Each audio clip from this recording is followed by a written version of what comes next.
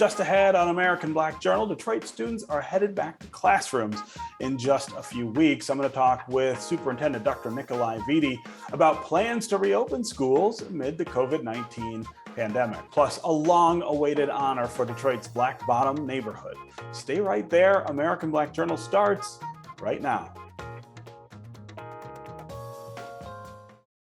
From Delta Faucets to Behr Paint, Masco Corporation is proud to deliver products that enhance the way consumers all over the world experience and enjoy their living spaces. Masco, serving Michigan communities since 1929. Support also provided by the Cynthia and Etzel Ford Fund for Journalism at Detroit Public TV. The DTE Foundation proudly supports 50 years of American Black Journal in covering African American history, culture, and politics. The DTE Foundation and American Black Journal, partners in presenting African American perspectives about our communities and in our world. Also brought to you by AAA, Nissan Foundation, Impact at Home, UAW Solidarity Forever, and viewers like you. Thank you.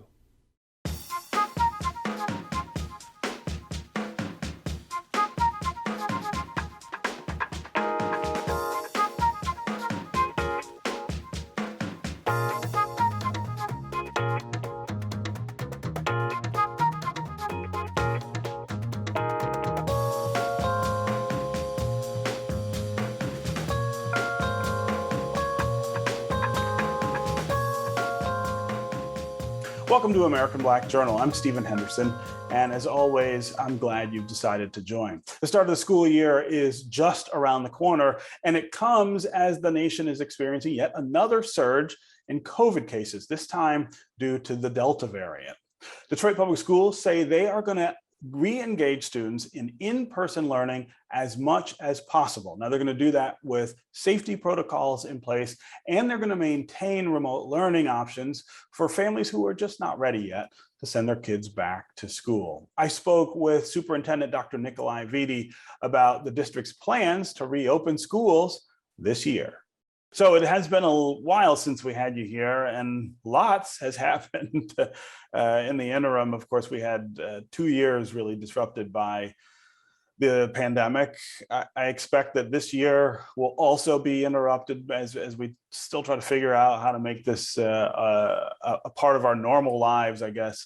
But let's start with just what your approach is as we get closer to the opening of this year. You're somebody who has said unequivocally that the best situation for kids in our district in Detroit is for them to be in school all the time. Of course, we can't necessarily mandate that at this point, but tell me how close you think we're going to be able to get, even as we see this recent surge in COVID-19 cases. Sure, and as you said, I think most of us would agree the best situation for our students in Detroit is in person. There's just a relationship connection there that can build into trust. Reteaching, small group instruction, because a lot of our students are below where they should be. But obviously, anytime the infection rates are too high, then we have to suspend it. And I think over the last year and a half, we've done that. So we've been about equity and equity of access, meaning if private schools are open and suburban school districts are open, so should we, providing in-person learning, because that is about equity. But being very cautious and listening to medical experts when the infection rates are too high, and not moving forward with in-person learning. But I'm very excited about the fall. I am worried about the rising infection rates. They're not as high in the city, in Michigan as they are, let's say, in the South right now. But I'm worried. But at the same time, I'm optimistic and I'm excited. Excited and optimistic for a couple reasons. One, our teachers are back across the district. So every school, every classroom, every subject area, our teachers will be back in person. That was an agreement that we made with the Detroit Federation of Teachers. I'm also excited because we have additional funding. And so for the first time, in over 20 years, as a teacher, principal, chief academic officer, superintendent, always in large urban school districts. I feel like for at least 2 years, we have equitable amount of resources to address some of the wraparound challenges that we have with our students and families. So we're going to be able to go much deeper with mental health support in the fall with tier 2, tier 3 intervention. That means small group one-on-one. We're going to have a nurse at every one of our buildings. This past summer, we expanded summer school. We had 10,000 students participate in person in summer school, but it wasn't just academic summer school. It was art, it was music, it was athletics. We're going to be able to hire more teachers. We're going to be fully staffed in the fall. Every teacher vacancy is filled, and we've hired over 100 more teachers to reduce class size. We're going to be able to offer after-school programming in every school this fall and for the next 2 years. We're adding vans, district vans, to pick up students if they missed the initial bus, don't walk to school, don't take the city bus. So, this year for us is a year of recovery. We have to make up on learning loss. We got to get kids back in learning in the regular process. And so that's our focus. But I feel like we can do this now in a much harder space and time, but with the resources to actually do that. Yeah. And the last reason why I'm optimistic and excited is that our families are ready to send their children back.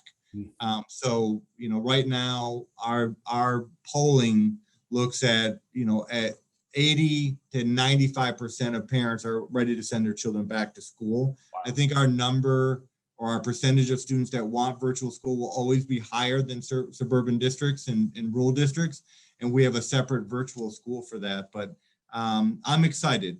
And from a COVID perspective, we're always going to be more conservative, if you will, about the safety strategies. And we've always been aligned to the CDC, always been aligned to state guidelines. So all of our students, employees, vaccinated or not, will wear masks. We're going to do the deep cleaning, 3 feet of social distance. And I think the big difference in DPSCD will be testing.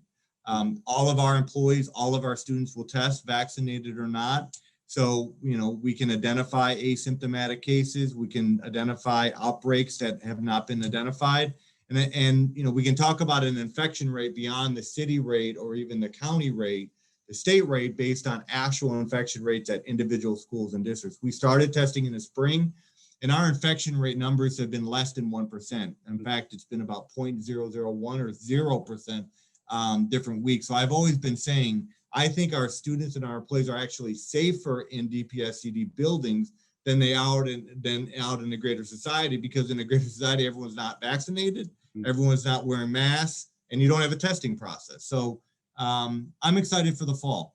Yeah. So how flexible do you think you have to be about all of these things? The idea of in-person schooling, the idea of maybe further kinds of restrictions. Is this a better situation than we started with at the beginning of last year, or are we still in the same place?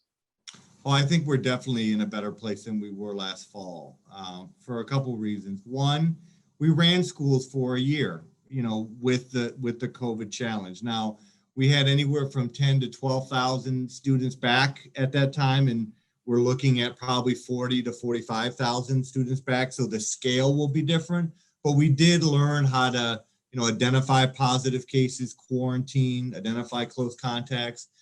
So that's just having done it, I think, is going to make us this year easier. But we have the vaccine, obviously, which changes the conversation from an absolute risk point of view. 70% of our employees are vaccinated, which is, you want to get to that 70% level. So I feel good there. I don't feel completely satisfied, because I want that to be 100%. We're not ready to mandate it, but we're continuing to promote it, create awareness for greater vaccination rates. I think what's also different, obviously, is our teachers are back. There were a lot of students that actually wanted to come back last year, but said, if I have my schedule of 6 classes at the high school level and only 2 of my teachers are coming back, I'm just going to stay online. Yeah. So that's what makes, I think, the fall different as well. So having done it, the opportunity to be vaccinated for our employees and our older students, and then just having it done, doing it last year, I think doing it well. You know, our union leaders will stand in front of a camera publicly and say the district did everything it could and should have done to keep us safe. I think that created a lot of credibility with our employees to come back, and that obviously trickles down to our families as well. Yeah. So I want to talk a little about teachers. You do have a new collective bargaining agreement with teachers, but you also have, as you said, you've been able to fill all the vacancies in our schools, and that's something, as somebody who's, I mean, I've been around Detroit for 4 decades, 5 decades now. That has always been one of our big sort of speed bumps, is the idea that we can't attract enough teachers to get the ratios we want in classrooms and make sure that we're fully staffed. Talk about the difference that you think that makes. Yeah, I've said it countless times. If we don't have a certified teacher in a classroom, we can't even talk about getting to high quality. You know, it immediately starts there. You can have a great person who cares about the kids, you know, a long-term sub, someone with a degree. They need to be certified, they need to be trained, and then we can start building capacity. But you can't even get off the finish line if you're not at that point. And I remember when I started as superintendent and I started to talk at that point with the HR team, and the conversation was, we'll never be fully staffed in Detroit. You know, right when he told me that, I realized, you know, wrong approach, wrong expectations. We got to move in a different direction with just how you think about your job. So, you know, part of the work was honestly revamping HR with people that believed that we should and had to be fully staffed. So that was part of the process. I went through 2 reorgs to get to that point. And I definitely feel like we have the right people there. But then it was, you know, pay matters. And, you know, we can talk about climate and culture and support, and all of that does play a role. But ultimately, it is about paying people, you know, a competitive wage. So we've gone from, you know, about 38,000 to 51,000 for beginning teacher salaries. And it wasn't only beginning teachers, but this is what it was. We were able to recruit from Detroit charter schools and from suburban school districts, many of those teachers who grew up in Detroit and left, you know, to teach in the surrounding suburbs. So that was a major difference. And we've been able to retain our veteran teachers. So our top step has gone from about 68 now to about 76. At the top, and we've offered, you know, bonuses in addition to that. We want to get to 80 in the next couple of years, and we're working with DFT on those, you know, particulars. But, you know, I think it's one, recruiting, it's pay, and then once we get them in, I do think people feel more supported when they get to their school with stronger principals, more principal training, and, you know, I'm also excited that we're building our own bench.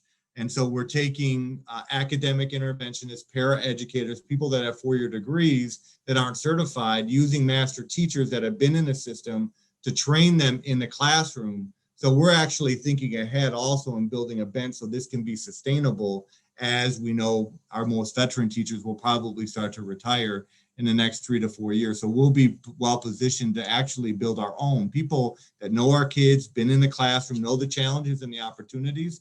And it's a very diverse group, and I'm excited about that. Where, you know, by memory, I think 90% of the candidates that we're building to become teachers are of color, and there are many Black men in that cohort as well. And that's the other part of being intentional about, you know, matching the needs of our students with our teachers. Yeah, I should correct myself. It's not a full collective bargaining agreement that you reach. It's an agreement about safety protocols and COVID. Yeah, reopening of schools. Yeah, but it makes a big difference in terms of, I think, just the outlook that teachers have, that they're being kept safe and that the kids are also being looked after. Quickly, I want to ask you about the money coming from the federal government, an unprecedented amount of money, both to the city and to the school district, and what you want to do with that money and what difference you think that's going to make for our kids. Yeah, so that is primarily focused on recovery. So this is how we're going to expand mental health support throughout the district. We expanded summer school this past summer and the upcoming summer. We're hiring teachers in surplus. So, we have an allocation plan where we're fully staffed on the teacher side of staffing, but we're hiring more teachers to reduce class size, to maintain social distancing, and to anticipate the retirements that are going to come in the next couple of years.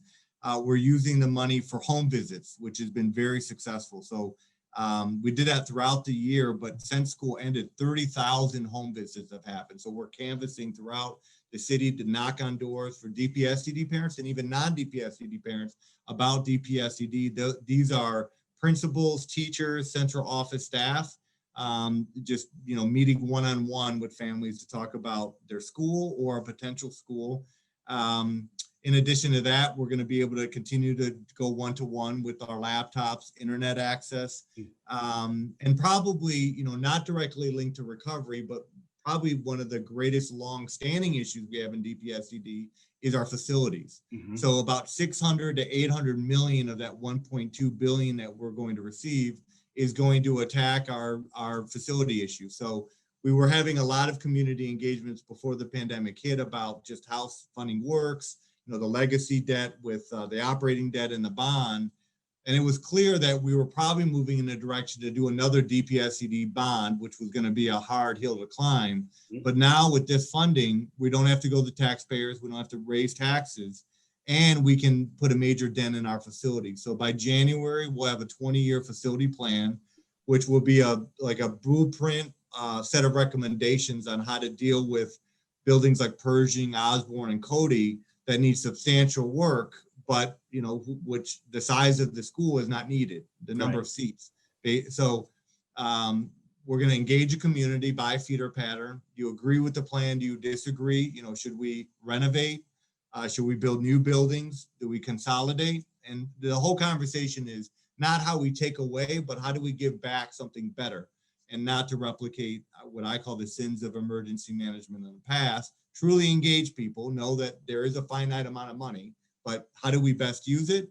And then take that back to the school board and then create a 20-year facility plan and start making major investments in our facility so we get to a point where all of our schools have air conditioning, reliable HVAC systems, roofs, masonry work, fencing around parking lots, upgraded IT. But it's going to take us, about 2 to 5 years to get to that full implementation.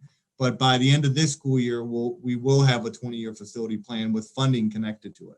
Yeah.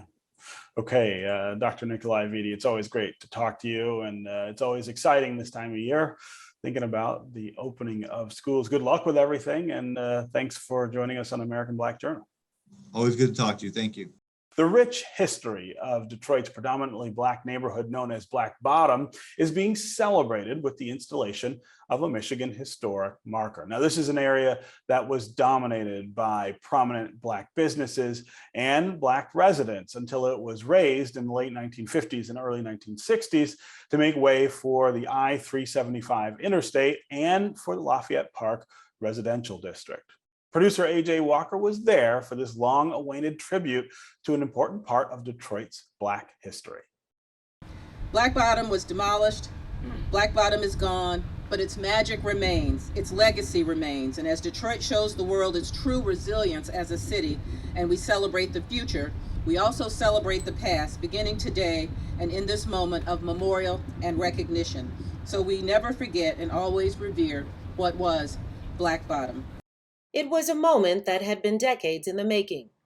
To remember a piece of Detroit's history, celebrating a marker that will forever memorialize the thriving, predominantly Black community that was Black Bottom. I want to be clear, acre for acre, Black Bottom is the most culturally rich, historically significant area in Michigan's history, the whole state of Michigan, not just the city of Detroit. It's everybody's history. All the seeds that was planted here in Black Bottom produce something that we bear witness to today. You're all a part of the growth and development of those seeds that was placed here in Black Bottom. People stood humbly, looking on as they witnessed firsthand a moment that meant so much to so many. I'm standing on behalf of the Michigan Historical Commission, also on behalf of the Michigan History Museum and our parent agency, the Department of Natural Resources, for this important moment. And honestly, I couldn't be more honored to have this as my assignment. Every longtime family in the city has heard stories from their parents, their great-grandparents about Black Bottom, about Paradise Valley, about the history of this city and their family. So much of what we have today came from this area. But Detroit Mayor Mike Duggan acknowledges that all of the stories about Black Bottom weren't pleasant. And there is both good and bad history. This area was wiped out, Black Bottom, largely so Lafayette Park could be built. A couple of years ago, I was very proud of the fact that the name of that mayor was taken off our convention center. It's not a part of history that should be celebrated. Ray Smith, one of the founders of the Black Bottom Group, says the process to get the marker started back in 2017, and it was not an easy one. The main thing was the research in terms of making sure we got all the correct information to reflect the truth of this area. Their hard work paid off. But the legacy of Black Bottom, a thriving financial mecca filled with pioneers of its time, is not only engraved on the marker, it's etched in the hearts of those like Barbara K. Hughes Smith and Sharon Sexton. Both had family members who lived in Black Bottom. My ancestors were a part of Black Bottom, so I have a rich history of Detroiters. And some even came through the Underground Railroad here. We caught up with them outside of the celebration to hear more about their families in Black Bottom. This is my grandfather, Robert Isaac Greenidge, and he lived in Black Bottom and thrived there and made many contributions as a medical doctor. Well, I don't need a marker to remind me that Black Bottom existed, but it's great that there is a marker that people can read, because there are people who go by and read historical markers. That it's kind of like a post. Okay, we were here, we existed. But what really got to me is the fact that the mayor of Detroit even admitted that Black Bottom existed, because for so long, Black Bottom wasn't included in the maps of Detroit, was not even talked about among white people. These are pictures of my family. This is my father. Like I said, he was the one who was born and raised in Black Bottom. All these people lived in Black Bottom, except for my brother. He lived with us, and we didn't live in Detroit at the time. But all these individuals, they were all very successful at what they did. As Sharon and Barbara swap stories about the proud heritage of their Black Bottom family, they take solace in knowing that as real as these photos are, now so is the marker that commemorates Black Bottom. We need to share an update about this year's Detroit Jazz Festival, which we recently previewed on the show. The Jazz Fest had planned to return to in-person audiences this year, but now organizers have decided to go virtual because of the recent surge in COVID cases and because of construction that's still taking place in Hart Plaza. So performances are going to be streamed and broadcast live for free. More details are going to be released soon, and we'll make sure to relay those to you here on American Black Journal. That's going to do it for us this week. You can always find out more about our guests at AmericanBlackJournal.org, and you can always keep up with us on Facebook and on Twitter. Stay safe, and we'll see you next week.